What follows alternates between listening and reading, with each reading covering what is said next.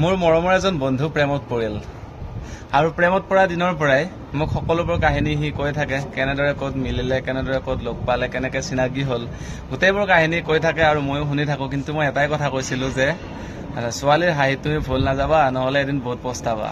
আৰু ঠিক তেনেদৰে কথামতেই কাম হ'ল। এতিয়া আপোনালোকলৈ মই আগবঢ়োৱা ভিডিঅ'টিৰ মুখ্য উদ্দেশ্যটো ক'বলৈ আগবাঢ়িছোঁ।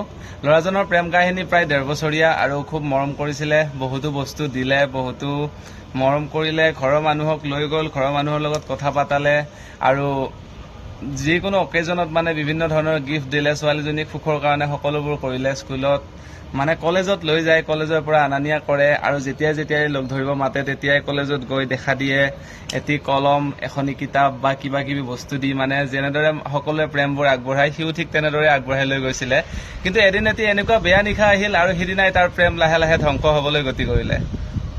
এদিনাখন ৰাতি তালৈ এটা হঠাৎ ফোন কল আহিলে যে ছোৱালীৰ ঘৰত মানে ল'ৰাপক্ষৰ মানুহ আহিব ছোৱালী চাবলৈ, আৰু দাদাক বাহিৰত থাকে, দেউতাক বাহিৰত থাকে, গতিকে দেউতাক আৰু দাদাকো আহিছে, ছোৱালী চাগে ঠিকেই হ'ব। এইবুলি ছোৱালীজনীয়ে তাক ফোন কৰিলে, মোৰ বন্ধুক মানে ফোন কৰিলে আৰু কথামতে কাম ল'ৰা আহিল চাবলৈ, ছোৱালীও পচন্দ হ'ল বুলি ক'লে।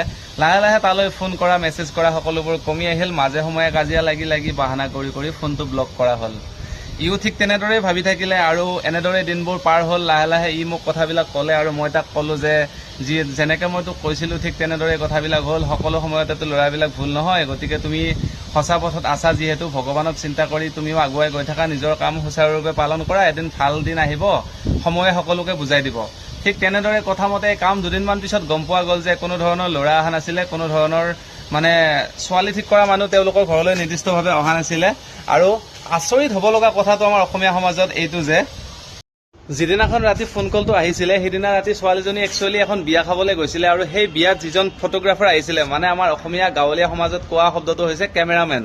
সেই কেমেৰামেনজনৰ KTM বাইকখন দেখি আৰু DSLR কেমেৰাটো দেখি সেই DSLR কেমেৰাটোত ফটো উঠি যেতিয়া ফটোবিলাক মানে ছোৱালীবিলাকক দিবৰ কাৰণে কেমেৰামেনবিলাকে নাম্বাৰবিলাক লয়, সেই নাম্বাৰটো লোৱালুই হৈ ছোৱালীজনী মানে 2 দিনমান পিছত পলাই গৈছিলে। আৰু এই পলাই যোৱা ঘটনাটো গাপ দিবলৈ ঘৰৰ মানুহে এইটো এটা নাটকৰ চেষ্টা কৰিছিলে যে ছোৱালীজনী মানে বিয়া ঠিক হ'ব বা এনেকুৱা তেনেকুৱা, যাতে ছোৱালীজনীৰ বদনাম নহয়। কিন্তু এইটো কথা ক'ব খোজো মৰমৰ ফেচবুকৰ বন্ধু বান্ধৱীসকল, সকলো ক্ষেত্ৰতে কিন্তু ল'ৰাবিলাক ভুল নাথাকে। কিছুমান ল'ৰাই মানে লয়েলি বহুত মৰমেৰে মানে প্ৰেমৰ সম্পৰ্কটো আগবঢ়ায়। সেইবাবে ক'ব খুজিছোঁ যে সকলো ক্ষেত্ৰতে মানে ল'ৰাজনক দুখ দিয়াটো উচিত নহয়।